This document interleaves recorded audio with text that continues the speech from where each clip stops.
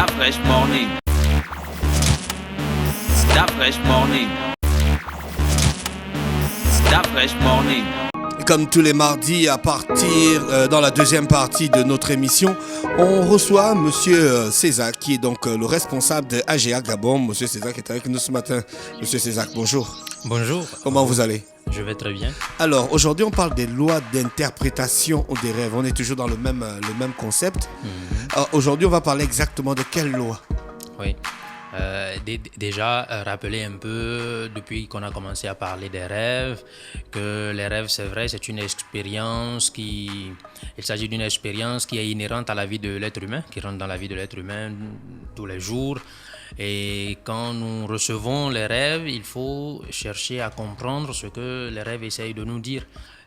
C'est comme par exemple dans le livre qu'on appelle le Talmud, il y a un adage qui dit « Un rêve non compris est une lettre non ouverte ». C'est une information qu'on n'a pas cherché à comprendre, à décrypter. Alors c'est pour ça qu'effectivement c'est important pour nous de chercher à comprendre ce que nos rêves disent.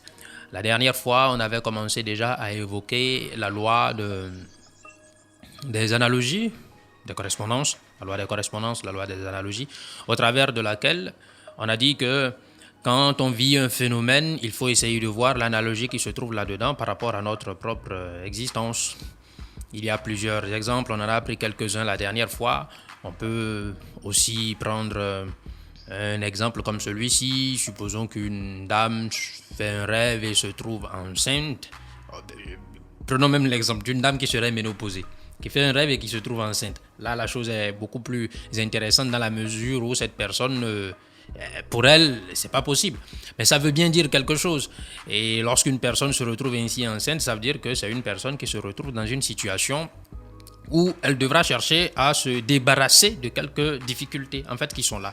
Il y a une situation plus ou moins inconfortable qui est là et il va falloir qu'elle cherche à se débarrasser de cela. C'est la même chose qui arrive lorsque, par analogie, on va voir que quelqu'un qui est enceinte accouche. Ça veut dire que la personne s'est débarrassée d'un problème qui était là et qui tournait depuis un moment. La personne s'en est débarrassée. Donc, il y a cette analogie qui permet qu'on puisse comprendre une certaine catégorie de rêves. Il ne faut pas oublier que, comme on l'a dit la dernière fois, à chaque fois qu'on fait un rêve, il faut toujours retourner sur soi-même. C'est pour ça qu'on parle de la connaissance de soi, pour essayer de se demander, est-ce que ce que j'ai fait comme rêve est un rêve de type mécanique ou est-ce que c'est un rêve qui rentre dans la catégorie des rêves symboliques ou prémonitoires? Un rêve mécanique, cela va être tout simplement le prolongement de ce que nous avons déjà l'habitude de faire dans notre vie de tous les jours. Si je suis déjà enceinte et que je fais un rêve en me voyant enceinte, ça veut dire, c'est bon. Ça n'est pas forcément une représentation symbolique. C'est quelque chose qui est associé déjà à ce que la personne même est en train de vivre. Mais dans une situation où on fait un rêve qui n'a rien à voir avec notre quotidien, avec les choses qu'on a l'habitude de vivre ou de faire, alors il faut chercher à trouver le symbolisme qui se trouve dans ce rêve. Et c'est là que nous pouvons commencer à utiliser les lois d'interprétation. La première dont on a parlé, il s'agit de cette loi des analogies. Il existe aussi une autre loi qui permet d'interpréter les rêves. C'est ce qu'on appelle la loi des contraires. On fait un rêve où, la dernière fois, j'ai entendu Madame Gina dire qu'il arrive des fois qu'on fasse un rêve où on gagne des milliards, beaucoup d'argent. C'est ce que je m'apprêtais à demander. Si maintenant on a d'énormes difficultés dans sa vie, on a une maison, on n'arrive pas à se loger, ainsi de suite, on dort et on rêve qu'on a gagné au loto. Il faut faire attention donc à cette chose. Alors, si on se rend compte que la joie qui découle de ça, ou ce qu'on a trouvé comme argent, c'est énorme, c'est extrême, il faut faire attention. Il faudrait pouvoir analyser ce rêve par la loi des contraires. C'est-à-dire que ça ne va pas se passer comme ça. Ça ne veut pas dire que les choses vont s'améliorer pour nous. C'est ça qui se produit souvent lorsque, par exemple, quelqu'un va à un examen, il se rend compte qu'il a réussi à l'examen, il est content, il est en joie, mais en réalité, quand on va donner les résultats, il a échoué. C'est d'après la loi des contraires. Bien souvent, la loi des contraires intervient lorsque il y a eu une situation extrême. On est en train de rire, on est en joie de façon démesurée. De façon à ce que nous-mêmes, quand on regarde ça, ça nous dépasse. On n'a pas l'habitude d'être ainsi. alors il faut faire attention, il se peut que ce soit par la loi des contraires qu'il faille analyser cette expérience qu'on a vécue. C'est la même chose qui peut arriver alors que dans un rêve, on a vécu une situation qui est très douloureuse, une grande tristesse, mais pourtant ça va se révéler plus tard être une joie. Ou un rêve dans lequel on s'est retrouvé par exemple à perdre beaucoup d'argent, mais de façon très très démesurée. Mais au contraire, ça va être que les choses vont se réaliser de façon à ce qu'on ait une situation stable. Et ça s'explique comment? Pourquoi il y a cette loi des contraires dans les rêves? Oui, parce que c'est à cause de bien souvent, c'est à cause de notre niveau de compréhension et de conscience. Il y a des choses qui sont tellement dures que nous les montrer de façon crue, ça sera un très gros choc. Alors bien souvent, on va les recevoir de façon sous la forme contraire. Qu'en est-il des gens qui ont leurs parents qui sont très malades, même s'ils sont dans d'autres pays ou dans d'autres provinces, et puis vous êtes à un autre endroit et vous dormez et vous rêvez que ce parent vient vous dire que bye bye et tout reste bien, veille sur telle personne et tout, et le lendemain vous apprenez qu'il est mort. Oui, ça ce sont des choses qui arrivent. Est-ce que ça rentre dans le cadre des rêves? Bien sûr, ça rentre dans le cadre des rêves, mais seulement ça a été une situation dans laquelle la personne qui allait perdre son corps physique, ou tout simplement, je vais utiliser un mot là, je vais dire une partie de votre être. Qu'est-ce que ça veut dire? On a souvent expliqué que nous sommes une âme humaine, nous sommes dans le corps physique, mais il faut savoir que nous avons aussi comme d'autres acolytes qui sont là et qui travaillent. On peut parler par exemple de ce que nous avons, ce qu'on appelle un Père divin, qui est une partie de nous-mêmes qui travaille aussi. Lui, qu'est-ce qu'il fait souvent? Il est là pour planifier nos existences. Bon, cette existence, tu vas faire ça. Tu vas naître ici, tu vas vivre comme cela, tu vas rencontrer telle personne. Il planifie toutes ces choses. C'est son rôle à lui. Nous, notre rôle, c'est d'arriver dans le monde physique et de faire les expériences du monde physique, de réussir à tirer toutes les leçons qu'il faut afin de faire grandir toute notre famille spirituelle. Quand on dit famille spirituelle, il ne faut jamais oublier qu'on n'est pas seul. Nous avons un corps physique, nous sommes ici, mais nous ne sommes pas seuls. C'est pour ça d'ailleurs que quand nous avons des difficultés dans la vie, il ne faut pas penser qu'on est seul. Le problème, c'est qu'on a oublié. Les êtres humains ressemblent aujourd'hui à des gens qui ont dans leur poche une baguette magique, mais qui ne savent pas. Mais pourtant qui se plaignent en disant qu'ils ont des ennuis. Non, on a d'autres parties de notre propre être qui nous assistent et qui peuvent nous aider. Alors, il se peut par exemple que une partie de notre propre être, peut-être notre Père divin, il décide de nous donner cette information que cette personne, elle va perdre son corps physique. Et là, il nous apporte une information. C'est un rêve de type supérieur. C'est un rêve de type prémonitoire.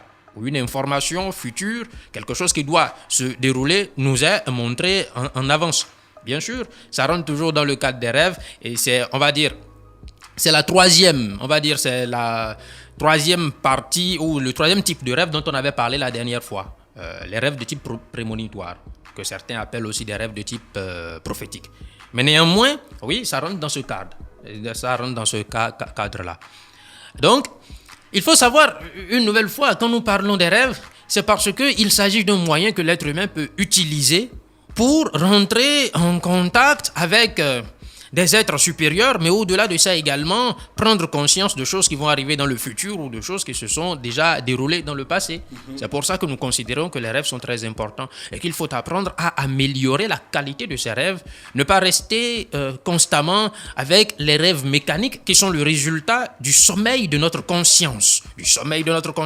C'est pour ça que nous insistons toujours. Il faut chercher à éveiller sa conscience.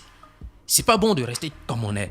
Il faut éveiller sa conscience. Quand on éveille sa conscience, alors on transforme toute sa vie. Notre vie commence par avoir un sens, parce que notre journée a un sens. On vit dans notre journée beaucoup d'épreuves, de situations, qui après, quand nous allons par exemple nous coucher la nuit, nous allons faire des rêves qui vont nous donner des indications. Aujourd'hui, cette chose que tu as faite, ce n'était pas correct. Tu aurais dû faire comme cela. Demain, fais attention, il y a quelque chose qui va t'arriver. Alors comporte-toi ainsi. Et notre vie commence par devenir quelque chose qui a tout à fait un sens. Et voilà l'objectif que nous poursuivons dans nos cours de connaissance de soi. Alors, jusque-là, on a parlé de la loi des analogies, de la loi des contraires. Il y a aussi d'autres lois qui interviennent dans l'interprétation des rêves. C'est par exemple la loi de la numérologie. Parce qu'il arrive que l'on voit des chiffres, mais qu'on ne sache pas ce que ça veut dire.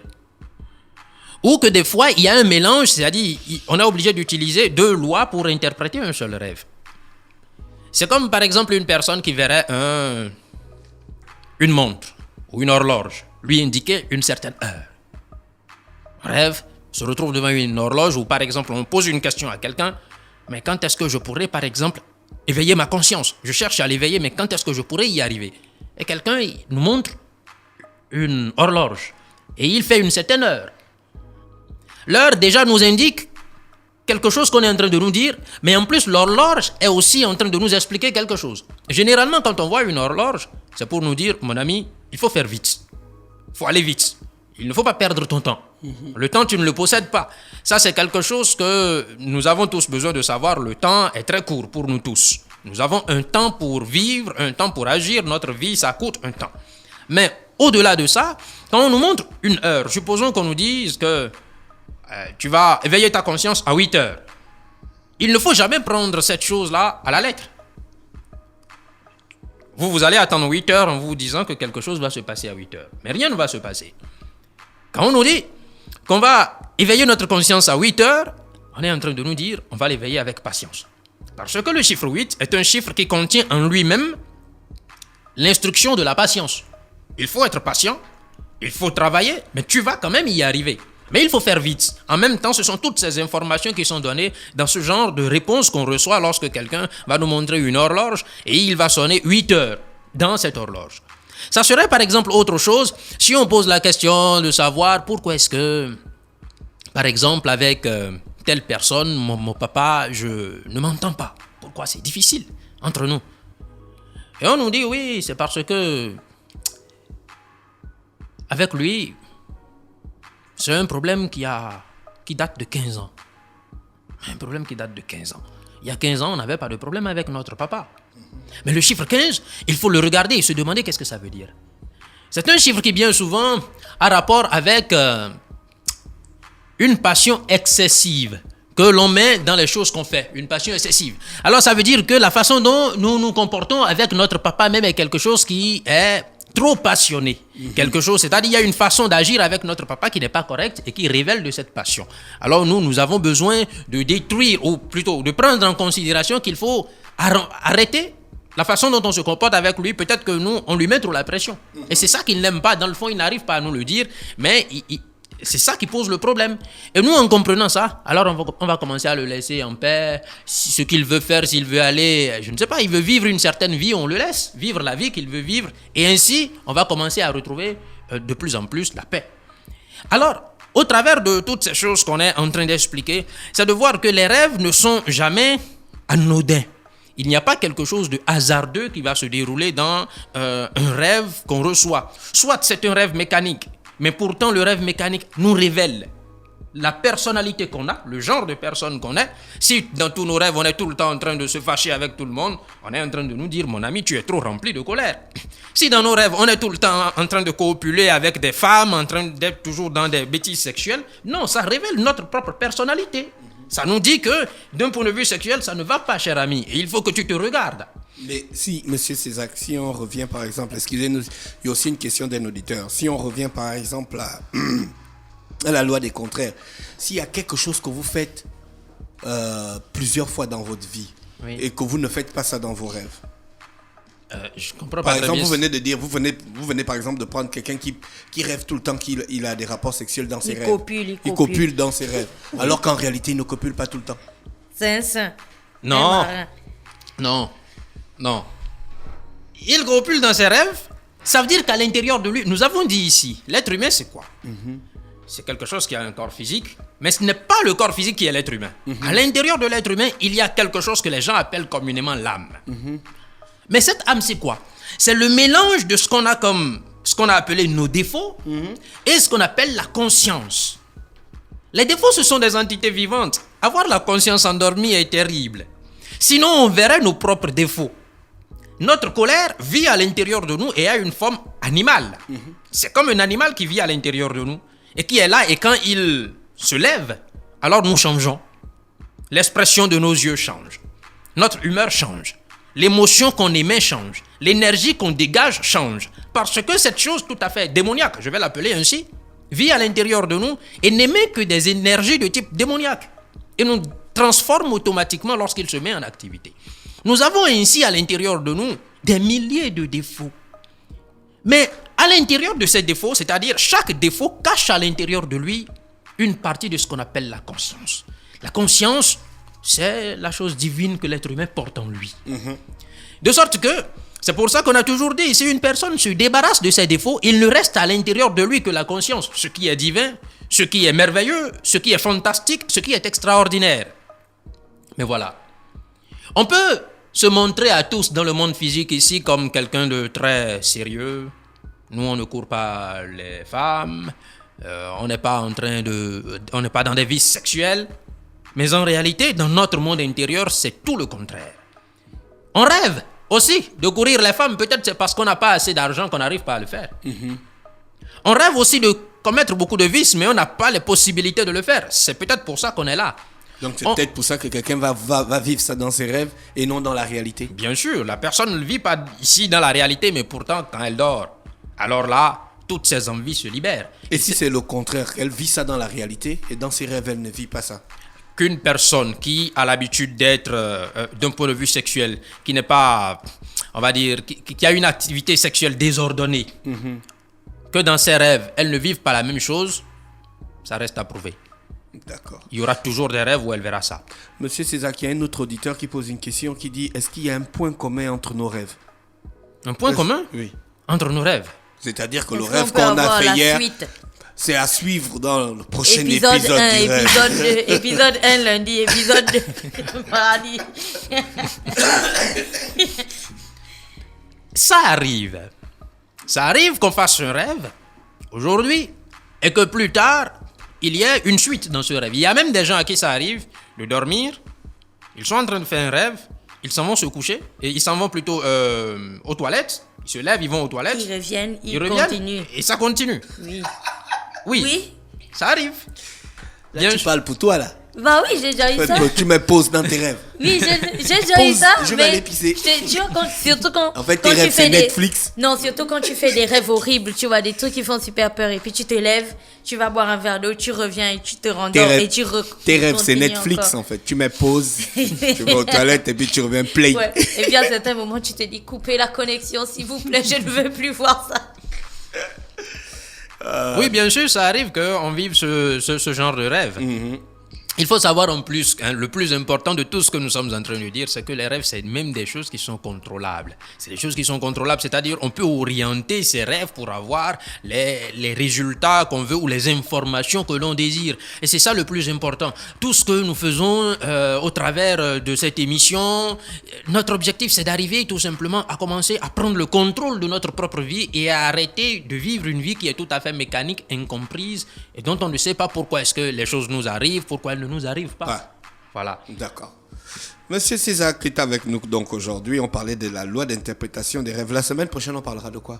Je ne sais pas ce dont on va parler la semaine prochaine, mais je vous le dirai. D'accord. Restez connectés sur les 104.5. Si possible, dans les mois à venir, on pourrait faire des sessions avec téléphone ouvert pour que Sans les problème. auditeurs puissent vous poser des questions. Sans problème. D'accord. Merci encore d'avoir été avec nous ce matin sur les 104.5 Urban FM, la station urbaine. Nos 20 minutes un peu disponibles pour la rubrique avec Monsieur César sont terminées. On se retrouve la semaine prochaine avec notre même interlocuteur pour toujours comprendre des choses qui ne sont pas du monde matériel. Restez connectés sur les 104.5 Urban FM, on se retrouve juste derrière. That fresh morning.